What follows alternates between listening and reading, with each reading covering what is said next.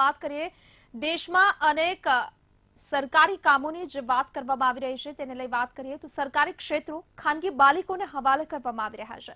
આરોગ્ય, શિક્ષણ, ઉડ્ડયન જેવા અનેક ક્ષેત્રો સંચાલન માટે ખાનગી માલિકોને સોંપવામાં આવી રહ્યા છે। આ તબક્કામાં હવે અમદાવાદ સહિત દેશના અન્ય 5 એરપોર્ટ સંચાલનની જવાબદારી અદાણી ગ્રુપને સોંપવામાં આવી છે। એરપોર્ટ ઓથોરિટી આગામી 28મી ફેબ્રુઆરીએ જવાબદારી સોંપવા અંગે જાહેરાત કરશે અને ત્યારબાદ અદાણી ગ્રુપ આગામી 50 વર્ષ સુધી આ એરપોર્ટનું સંચાલન કરશે। જો આ અંગેનો એક અહેવાલ।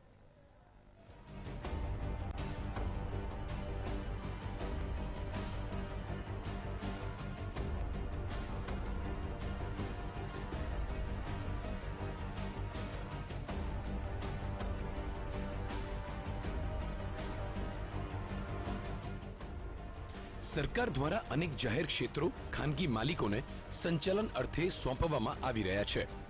હાલ દેશમાં મોટાભાગની આરોગ્ય અને શિક્ષણ સેવાઓ પણ ખાનગી ગૃહો દ્વારા સંચાલિત કરવામાં આવી રહી છે। જો કે કેટલીક જાહેર સેવાઓ ખાનગી માલિકોને સંચાલન માટે સોંપવા પાછળ સરકારનો હેતુ ગુણવત્તાભરી સેવાઓ પૂરી પાડવાનો હોય છે, પરંતુ જેમ જેમ સમય વીતતો જાય છે તેમ જનતા માટે આ સેવાઓ ખર્ચાળ સાબિત થતી હોવાની વિગતો પણ બહાર આવી છે અને જનતા છેતરાયાનો ભાવ પણ અનુભવે છે।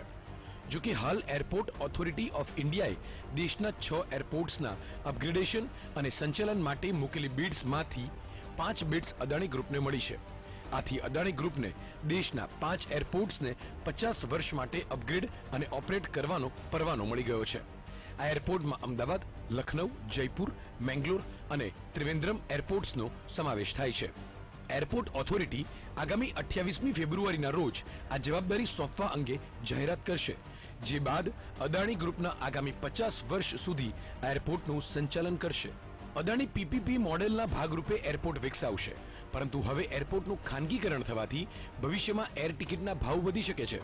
હવે એરપોર્ટની જમીન પણ અદાણી પોતાના વ્યવસાયિક હિતો મુજબ ડેવલપ કરશે। એરપોર્ટ ઓથોરિટીની ₹300 કરોડની જમીન અદાણીને હવાલે થઈ જશે, જેના પર તે મોલ અને મલ્ટીપ્લેક્સ પણ વિકસાવી શકશે। એરપોર્ટનો કબજો મળતા અદાણીને ચારે બાજુથી ફાયદો જ ફાયદો રહેશે। મુદ્રા પોર્ટ, કચ્છ મેડિકલ કોલેજ, પછી એરપોર્ટ પર પણ અદાણીનો કબજો થયો છે।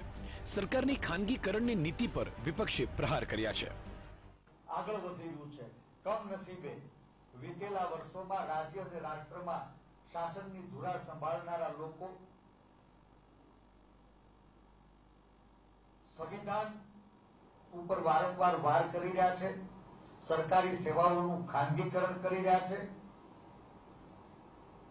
દેશની તિજોરીને લૂંટાવી રહ્યા છે અને મુઠ્ઠીભર માણસો મળતિયાઓને લાભાલાભ પહોંચાડવા ભારતના ભવિષ્ય ઉપર 100 સવાલો ઉભા કરી રહ્યા છે કે અમદાવાદ એરપોર્ટનું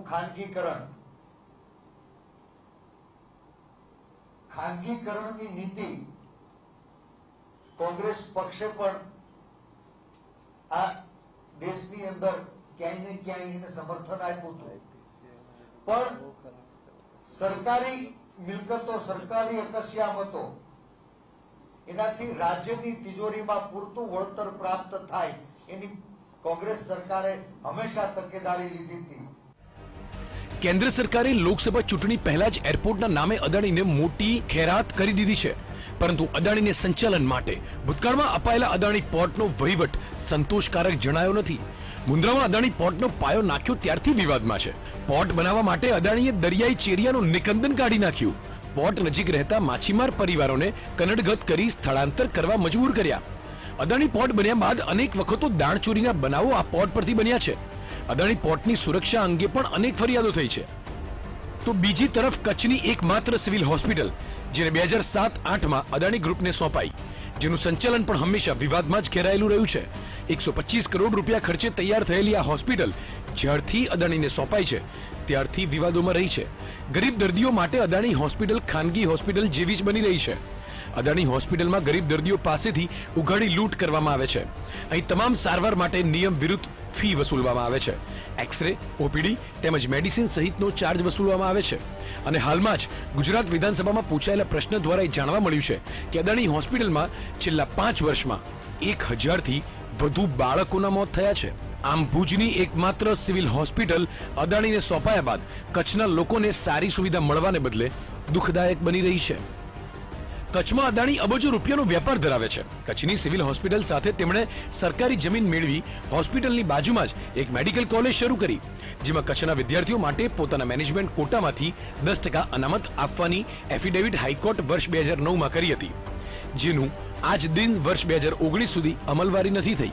કચ્છના વિદ્યાર્થીઓ તેમજ કચ્છના લોકોની લાગણીઓ સાથે ચેડા કર્યા છે. અદાણી સામે કચ્છની નેતાગીરી નબળી પડી છે, જેથી અદાણીને મોકળું મેદાન મળી ગયું છે.